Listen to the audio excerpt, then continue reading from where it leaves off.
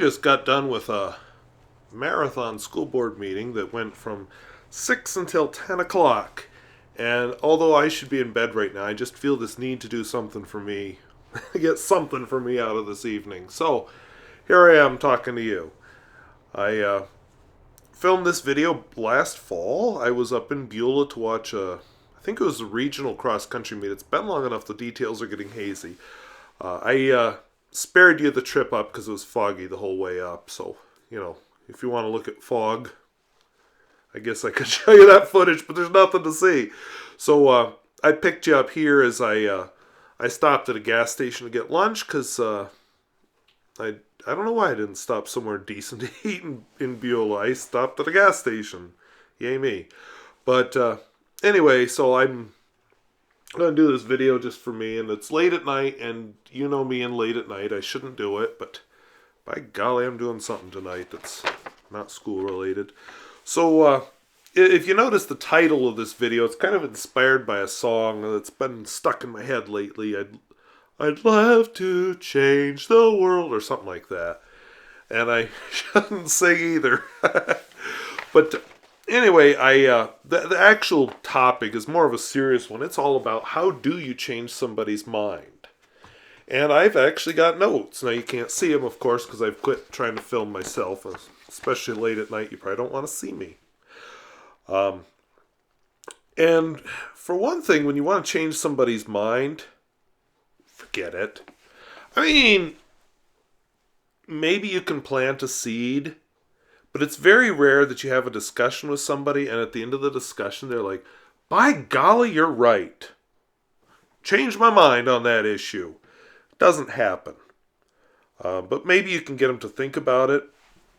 For me, often the goal is more to understand each other better. Maybe you understand their view, they understand your view, and maybe you understand your own view a little bit better. That really should be the goal of a discussion. But this is about changing people's minds, and towards the end I'm actually going to talk about an example of that and how it was successful.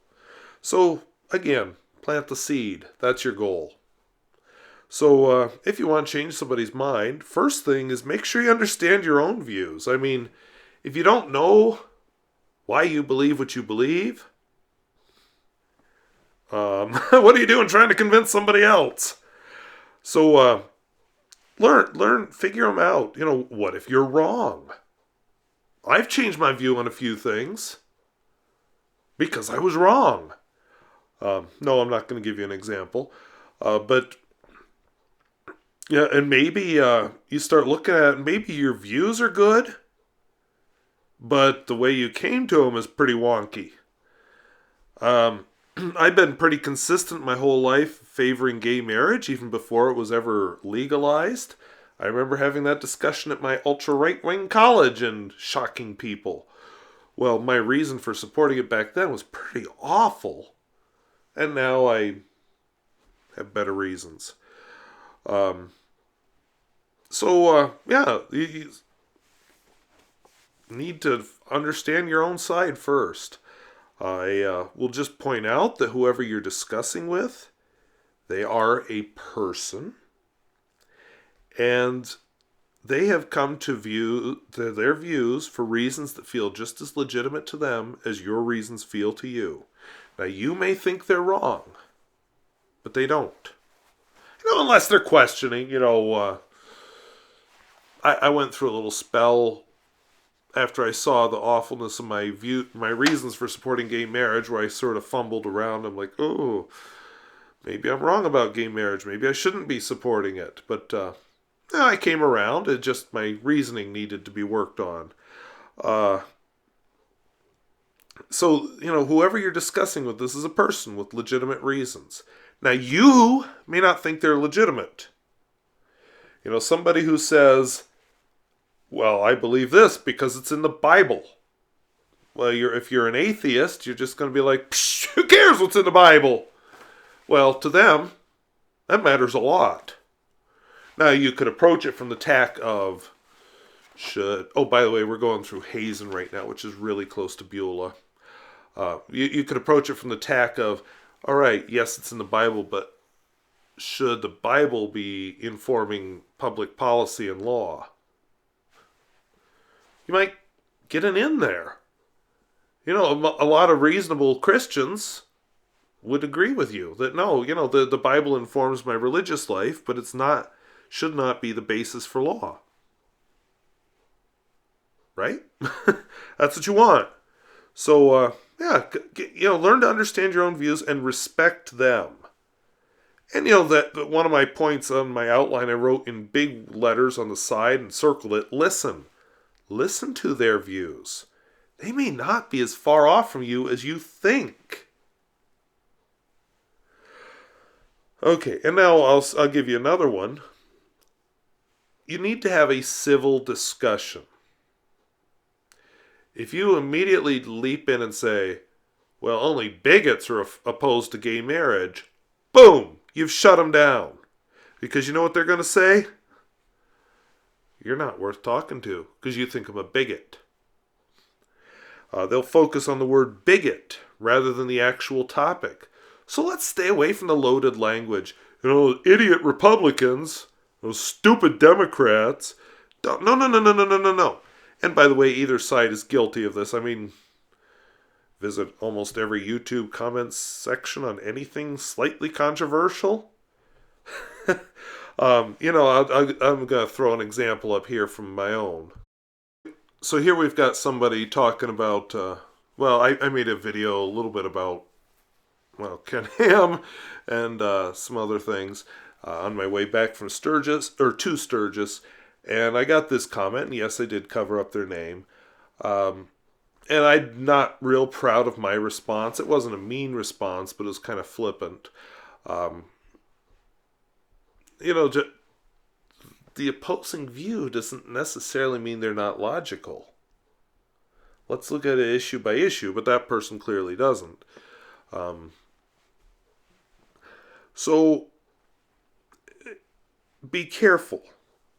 And either side can be guilty of this. And if it starts descending into name calling or emotion, because sometimes people get emotional over stuff,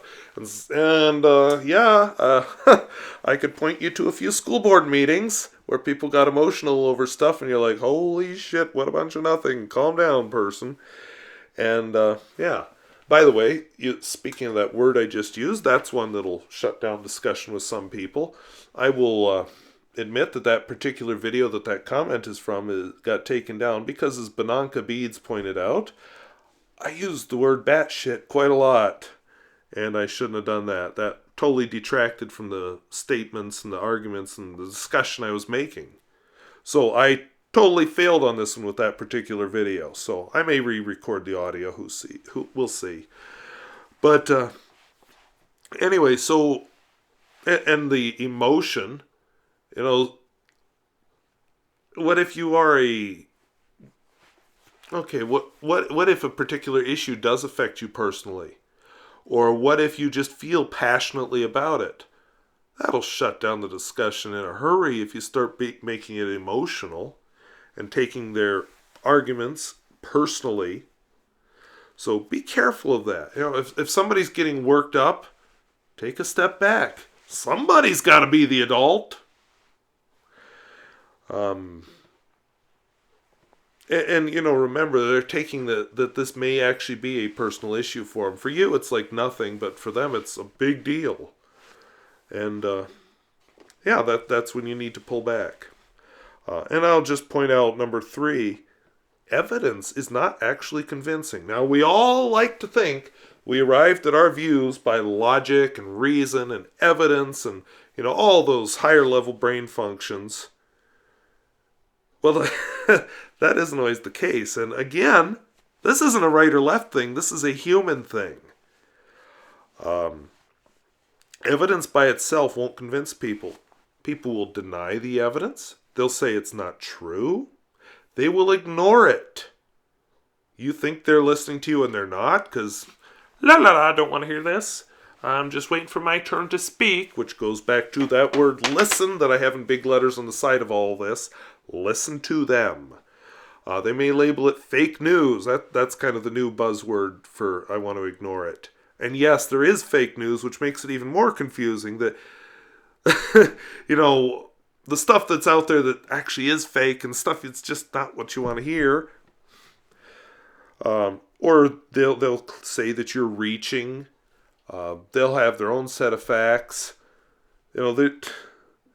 Lots of things. So evidence by itself is not convincing.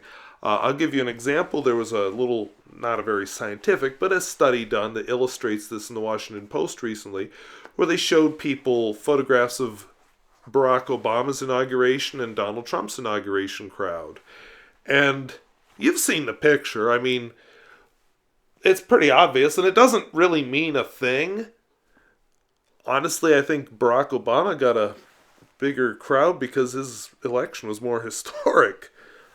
But, you have more Donald Trump voters denying the very clear photographic evidence. I mean, it doesn't help that he's denying it too. And that's not a shot at Donald Trump voters because you'll find the exact same thing. Like I said, this is not a Democrat or Republican thing. This is a human thing. Your kid's ugly. No! You're going to defend your kid, right? Even if your kid is ugly, they're not ugly in your eyes. That was kind of mean, but, I'm using that to make a point that we don't always see things objectively. Our kid is beautiful because that's our kid and we love them. So, even if your kid is ugly... I don't have kids, so I feel free to say that. But I wouldn't say that to somebody because, my students are better looking than the students at all the schools around us. And they're smarter, too. And more athletically talented. And the only reason we lost that basketball game is because the refs cheated us with all those bad calls. So, yeah, we do it all the time. Now, what the emotion will do is it actually will... it'll open the door. Make that human connection. Somebody, you could show them facts and figures on gay marriage all you want. But what if you say, like, for example, Dick Cheney has a daughter who's a lesbian. He's very conservative in all areas. He used to be a lot more conservative on gay rights. But now that he's had that human connection, he can put a human face. Not that gays are some creepy other, but they're, it's my daughter. A woman who I love very much. And I want her to be happy. I want her to find the same happiness that I've found with Lynn Cheney. Yeah, suddenly he gets it. He's made that human connection. That emotion will open the door to reason about it. It gives you a reason to look at the evidence. I never thought seriously about the creationism evolution thing. I mean, I was in the science camp, but I didn't really even consider it until I got stuck in a discussion with a local pastor who was a very ardent creationist and flat out told me you can't be a Christian and a creationist. Now, I think you've figured out by now that my religious views aren't too devout. I'll tell you what, they were a lot more devout until that discussion. That man did a lot to make me start questioning the foundations of my faith, which was totally different from what the point of that was, but anyway, that's a topic for another video. So I want to bring in another one there because, why is he a creationist? Because he's a Christian. Now, don't go there. I know a lot of Christians are not creationists. That's not the point I'm making here. But our biases, whether they're conscious or unconscious, have a lot to do. By the way, I never mentioned we're on Highway 200 right now. Our biases have a lot to do with how we think. Just recently, there's a funny video came out where on BBC they're interviewing some professor at his home by Skype or whatever about the coming possible impeachment of the president in South Korea. And as he's talking, doing this all serious thing, in comes this little girl. I don't even know if she's old enough to be in school yet. Bopping around and happy, and following behind her is, I can't remember if it was a boy or a girl that followed her, but her sibling anyway, who's much younger and in one of those little toddler walkie chair things. I don't know what they're called because I don't have kids. I already told you that. And this woman comes in, pounces on the kids and drags them out. And then she comes back in to shut the door, and you hear screaming kids in the background behind the shut door. And it was hilarious. Now, the woman was, I'm not 100% sure what country she was from, but, minority. I think she was Korean from her name, but I don't know. And, I saw it. My first instinct was that was his wife. The race thing didn't even enter into my mind. I'll tell you why I figured it was his wife. It's because it was a woman dealing with the kids. A lot of commenters, though, assumed it was the nanny. Now, what's the difference? The world I grew up in, nannies just don't exist. I mean, what's her name? The one that sings and carries the umbrella, whose name I've totally forgotten right now because it's almost 11 o'clock at night right now. But anyway, nanny is just not a consideration in my world. I know nobody who has a nanny. I've never met a nanny. I don't know them. So, my bias is this middle class upbringing where nannies don't exist. Other people who have an upper class background are exposed to nannies. And the fact that she's a minority led some to just assume she was a nanny. That was his wife. Oops. And maybe that would be partly related to why he's an expert in South Korea. I really don't know. I'd never heard of the man until his kids made him famous. But that was an example of an unconscious bias. A lot of people just assumed she was a nanny without even thinking about it. Because she was a minority. That's what bias is. We don't even know we have it. Religion, the party you grew up in, your family, your personal connections. I mean, somebody who's grown up around knowing a homosexual is more likely to be favorable to equal rights for them than somebody who's never met a homosexual in his life that he knows of. It just... we don't always know we have those biases. There was a Pew survey recently that was showing how white evangelicals have views quite different from other religions or other branches of Christianity on a lot of different issues.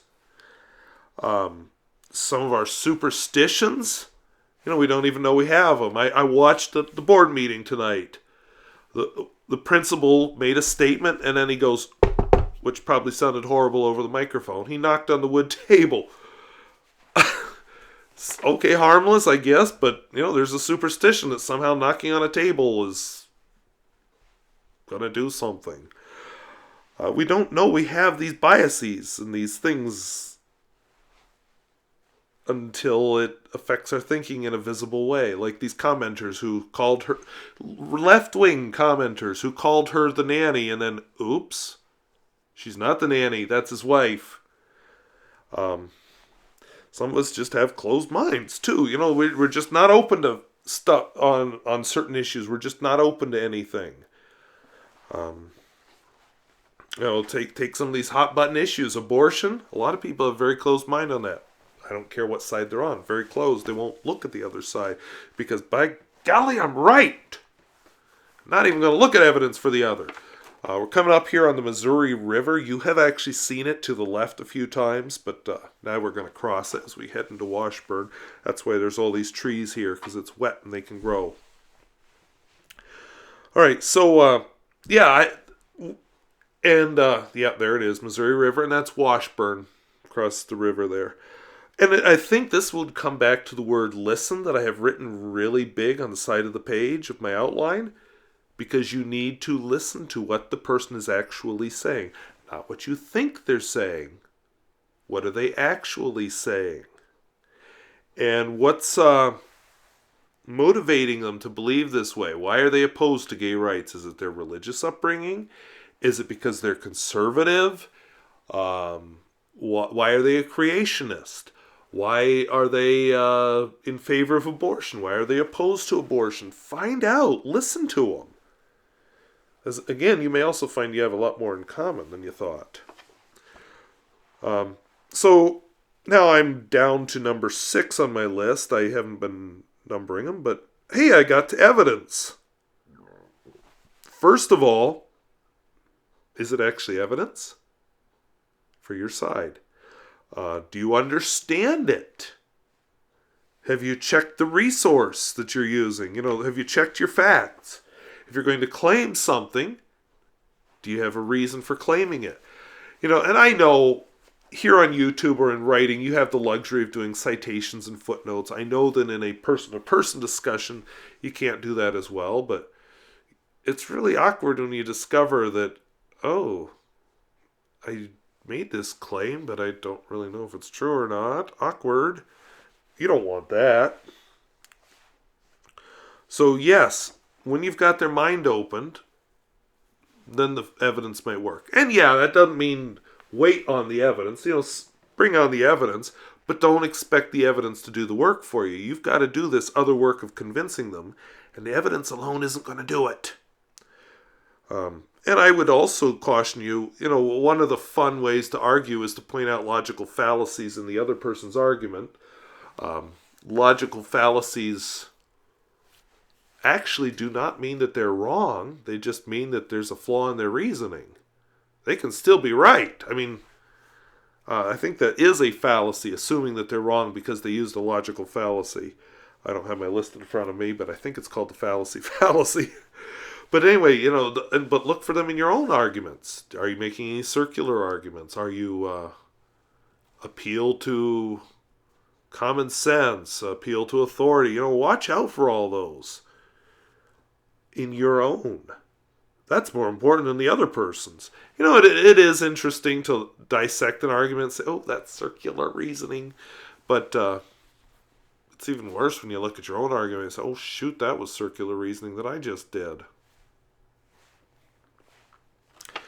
So, yeah, logical fallacies. Look out for them. Now, we're driving down what will turn into Main Street, Washburn here in a little bit. I want to give you an example, though, that what inspired this video is I watched a TED Talk, and yes, TED Talks are very interesting to watch. I would suggest you subscribe and watch a few if you haven't already. But this one was Megan Phelps Roper. You hear the word Phelps in there. Yes, this is the Phelps family of the infamous Westboro Baptist Church. I'm going to name call here. No, I'm not. I won't name call. I'm going to follow my own standards. These are the people who go to military funerals and hold up signs that say God hates fags, thank God for dead soldiers. That's those people. She grew up in that. She remembers at 5 years old being at these protests at funerals and holding up the signs. And she swallowed that, hook, line, and sinker, into her adult life. But she started meeting other people, getting into discussions online, and she can tell the story better than I can. So I would suggest I put the link. It's one of my footnotes. I forget what number, mostly because it's 11 at night and I haven't put the footnotes in yet. But it will be one of the footnotes. Listen to her. Listen to her talk about how her mind was changed. You'll hear some of what I've been saying. In fact, she's married now to one of the men who changed her mind. By the way, right up here, I would have turned around, but I saw that car go sailing through, and I thought, oh, maybe they're just trying to keep me off a pothole. And I saw the gravel pile, and that's just kind of what I assumed. But I think it actually meant don't go down the street. My town, they actually put up a sign that says don't go down the street or something like that. Apparently in Washburn, they just put up those weird cone things, and hope you know what they mean. What I saw ahead was not something I wanted to take my Camry through. I was surprised this guy took him through it because they'd taken out the pavement and it was quite a ledge. I turned around. I did the U-turn thing. So, yeah, this is awkward. But anyway, listen to her story. She has changed. And, it's deprogramming, and we could get into that whole part of it. She had a lot more to overcome than most of us. But, in the end, she was willing to admit she was wrong. But it took logic, it took evidence, It took emotional appeal. It took a lot of patience. And that brings me to my final point here. First of all, you can't convince everybody. I don't care how convincing that argument is, that doesn't mean it's going to convince them. Often the best you can hope for is to plant a seed, which is what happened with her, and it will blossom at some point. And maybe you can be happy that you've come away understanding each other's views better. That's why I have listen in there. And maybe you can come away understanding your own views better. And what the hell, maybe it's you who needs to reevaluate their own position. Because yes, you might be the one who's wrong. And that's why I think it's important to have intelligent civil discussion. And part of an intelligent civil discussion is listening to the other. And honest to God, I know I don't want to be one of those channels that rants about his employer, and I need to be careful about putting this stuff on a public record like this, but I don't think that board meeting had to be 4 hours long tonight if people knew how to listen to each other.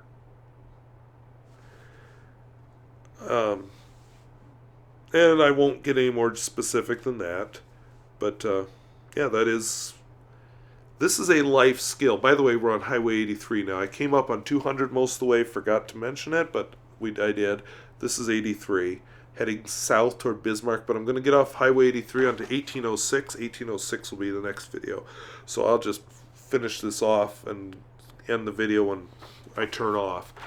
Anyway, this is a life skill. This is not just a online debate thing. And no, YouTube is not a good example of this life skill, because read the comment sections on any video that's even slightly controversial, and you'll see it. Go to Young Turks, CNN, David Pakman, Fox, any of them. You see the same stuff.